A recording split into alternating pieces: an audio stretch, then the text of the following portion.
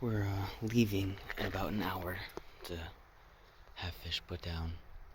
So I wanted to bring her outside. I brought her outside last week when I made the phone call, made the decision, so she could sit in the sun and you know hear nature and have the wind and all that stuff.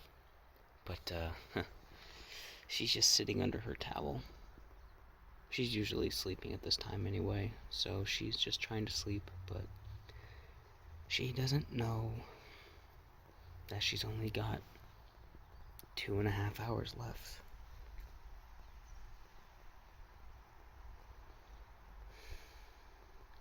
I don't want to force her to be awake, but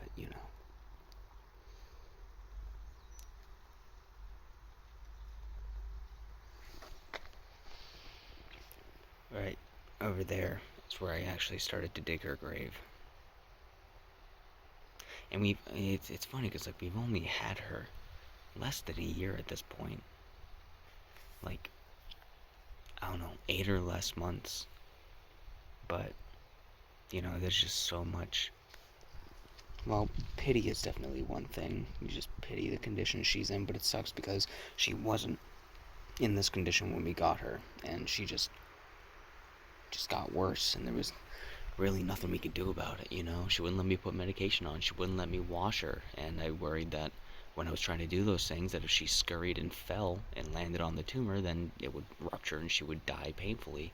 So I, did everything that I could at her level of comfort and without scaring her, without making her distrust me, because she did distrust me for a while, because the skin medication I got was a spray, and she hated the sound that it made, and she hated the sudden, blast of liquid on her. It was obviously probably cold to her and on sensitive skin, so every time I would do that, she would scurry away, hide in her box, and she would just kind of sit there and not trust me and not trust anyone. And eventually I got a dropper for it, just little like drip, drip, drip to put it on, and that seemed to work a lot better for application, but it still didn't do anything to improve. It just, changed her bed consistently, and her bedding, which is just mostly newspaper, so she wouldn't get like fibers and stuff all over her and get stuck to her. But like, as her fur started to fall off, and as she continued to scratch it, and the tumor grew, and just nothing I could do about it. It just sucks. And I'm reliving a lot of the emotions from my rats that died in 2013. Now, they didn't have tumors and they weren't this sick. They were old. They were getting old. I think they were three, uh, 3.5 maybe. I don't remember exactly, but they were getting up there, And they started scratching themselves too. They might have gotten mites and I didn't know it, but it wasn't that bad. There was just some on their faces and some on their neck.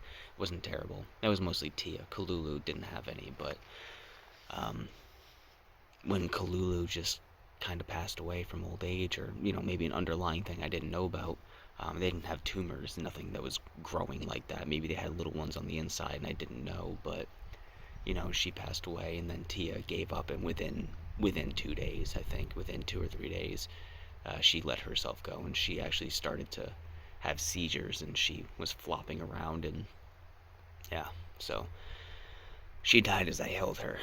And I came home from work, I believe, to discover Kalulu had passed, and Tia was just kind of near her, but Kalulu was dead.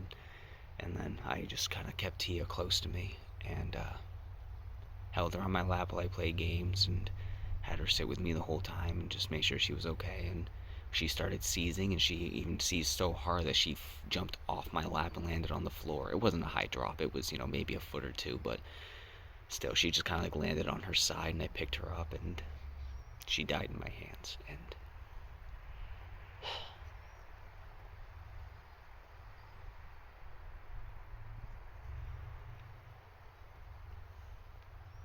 just reliving a lot of that helplessness. There's nothing I can really do for her. I've been giving her all the treats she could ever want. she is. That right there, that's her tumor. There she is. Hi, sweetie, I know. I don't want to keep bothering you. You can see how big her tumor is. She's sleepy. And the skin has turned black, so it's, I believe, I want to say necrosis. I'm no doctor, but so there's nothing we can do. So her appointment's at 3:15. It's a 45-minute drive, and we're leaving here in probably half an hour. I have to go to the dump. I have to get gas, and we might stop and grab the eclipse glasses because we're going to be driving when the eclipse happens, probably one way or the other. So, or it might happen while we're inside. I don't know, which is just really bad timings. I know Nin wants to see it. I'm sure Dylan wants to see it. I don't really care. Seeing the sky darken would be kind of cool, but space terrifies me, so I'm not really too keen on looking at that, you know what I mean? So, but, yeah, that's what today is, and I don't know if I'll be able to do a whole lot else after that. Oh, you sneezing? Bless you, sweetheart. I don't know what kind of mental strength I'm gonna have.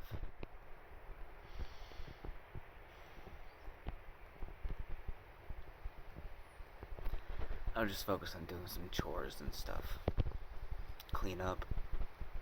Maybe bring her cage out, her big cage outside, because she's in this thing right now. That's just for the past week, because her main cage was 2 stories, 2 floors for her, and obviously when the tumor grew, she wasn't able to climb as well, and I didn't want her falling trying to climb, and she couldn't even fit through like the little door she had to climb up through because of the tumor, so she had to orient herself to fit through.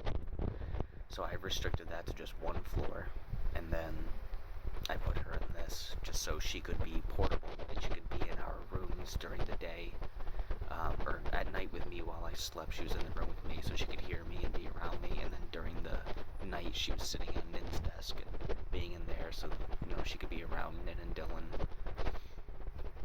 Obviously didn't want her to be alone. There was little time when she was alone this past week, you know, only when I was at work and they were asleep in the morning. She's grabbing some newspaper. She's moving around. Look at her little booty. Part of me was kind of hoping that, you know, she would pass during the week, just naturally. I mean, selfishly, so I didn't have to be the one to bring her and have her put down, you know, because I feel like, you know, that onus is on me, and I don't want that.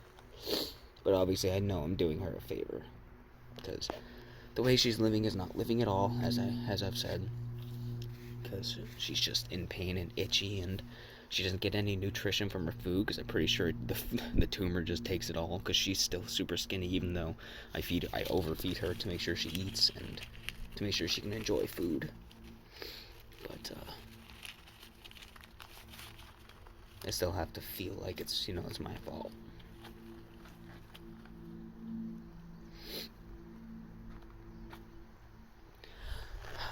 I'm not gonna post, her being put down, or her anything of her dead body, or anything like that. Might post a picture of her grave when we finish that. I want to make a little headstone for her, because like we have Dylan's dwarf hamster Yukine is buried over there, and then we adopted a little hamster named Twig, who was very old, that just wanted for my brother and his partner, wherever she is, girlfriend, fiance, I don't really know what their situation is, and we adopted the hamster named Twig, but she passed away. He passed away too, because he was already old, and they just wanted him to have a quiet environment, so, because it was just too noisy, too stressful for him, so, but he passed away too, in like a few months. He didn't make it very long.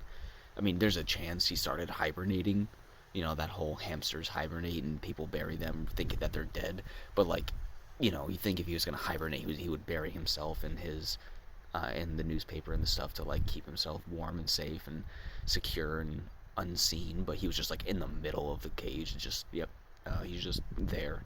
So cold to the touch, and who knows with that, and we could have unintentionally buried him, which is a horrifying thought, but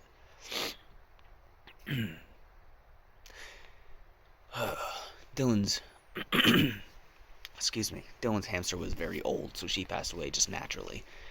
We had bad luck with Twig. I mean, Twig was old too, but just bad timing. We got him, didn't last a few months before he passed away, and then we got Phische, and bad luck with her. The entire litter of rats was just riddled with tumors and issues, and so that was nothing, again, nothing we could really do about it. Like, sure, we could have got her constantly treated or something like that, but with her age being like 2.5 years old, probably 3 now at this point, and not limitations of money.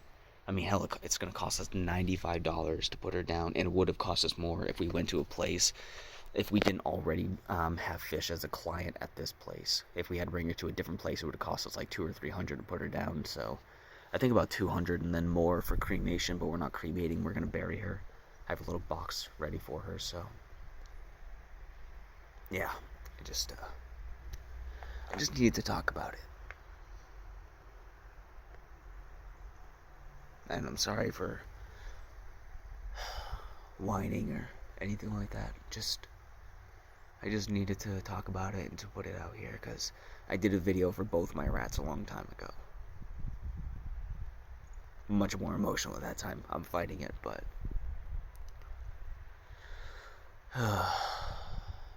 and today's the eclipse, like I said, so who knows, maybe when she passes she'll ascend into some rat godlike form. You know what I mean? Or maybe it'll be a really bad omen. Maybe she'll be lost in the spectral plane of existence because the eclipse blocks heaven or hell or something like that, Who knows?